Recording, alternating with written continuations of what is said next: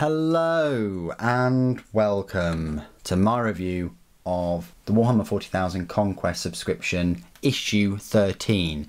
Now this issue was the first issue that introduced your first bit of scenery. By that I mean this brown Monitorum armoured container. You can get a set of 3 of these for £30. Conquest actually bundles these containers one at a time over 3 issues, and I do actually have all 3 now. So instead of it costing you £30, it's cost you £24. Now I think that's a similar price than if you bought them from a third-party seller for brand new, so unless you really need armoured containers, probably not a good deal. But for me, I can't get enough of them. I think I've only got 3 already, so that's 6. That's alright, I can make some scenery out of that, that's fine. But if you've already got a load of containers, it's probably not for you. Anyway, what I'll do is I'll look through the magazine itself, then we'll look at the model in detail. I'll do some size comparisons, move the model out of the way a little bit, and have a look at the issue. So for some reason it starts off with Space Marine's Honour of Ultramar, then a little bit about the warp. That's an epic bit of artwork there. STC systems, looking at a Land Raider there, pretty good. And then Adeptus Mechanicus, and how to build the armoured container. Very straightforward, simple to build. Anyway, here you go. There's a build guide and dangerous cargo, so you actually get to use them in a mission. And then, what's this? Data sheets explained. So you've now got finally all of the rules and well, not all the rules, but some of the data sheets for some of the units after issue 13. So after spending about £100, they're giving you all the rules and things. Well, it's probably a bit less than £100. Anyway, you get the rules for Calcius, an Intercessor Squad, a Reaver Squad, Lieutenant Calcius, again, for some reason, but yeah, because it's explained. It would have been nice if it had arrows and things, but, you know, oh well. And then you get a blank page for free, excellent. Then you get rules for the Plague Marines and the Pots Walkers, but the Myphitic Blight Hauler rules are nowhere to be seen, neither are the Foul Blightspawn, but you do get them in the next issue, I believe. Anyway, battlefield terrain, it gives you a little bit of information about moving like 1 inch and then 2 inches, so then that's, yeah, 3 inches. Anyway, charging and fighting with terrain, seize the ammunition. You've got 3 of the containers, but obviously you've only built 1, so you put 1 there, and the other 2 have to be sort of 2D for now. You just have to use your imagination. A little bit about subscribing, and then issue 14 has the paint and the large dry brush, yeah, which I did a first look and review of all in one. And then you get some funky nice writing there for issue 15, the biologist Putrefier. He is right here, flying in.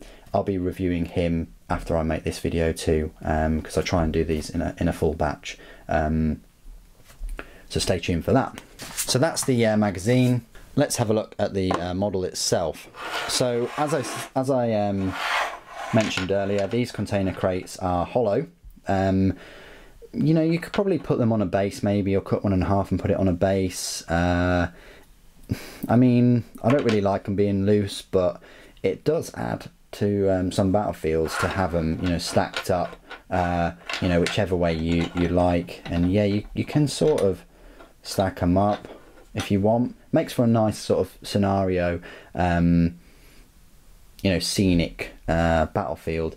Likewise, same with the barrels. I used to hate barrels. I used to sort of glue them together like that, but now I don't mind them because you can just, I say, pop them like that maybe. Again, adds to the believability of the battlefield. Speaking of which, you don't have to glue these doors on. You can keep them open. They don't really slot in there and keep. They can fall out, but I've glued mine because there's no point of having anything in there.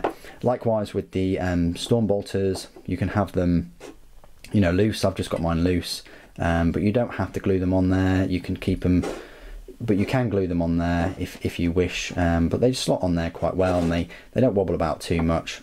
So it really is personal preference as to whether you build them and put them on there or just have them you know, in your bits box.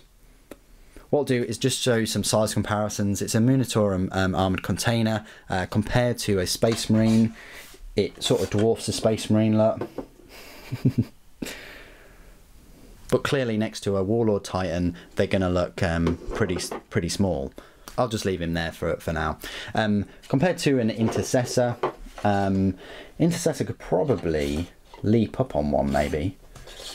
Space Marine, I don't know. Probably not. It'd be fun to watch.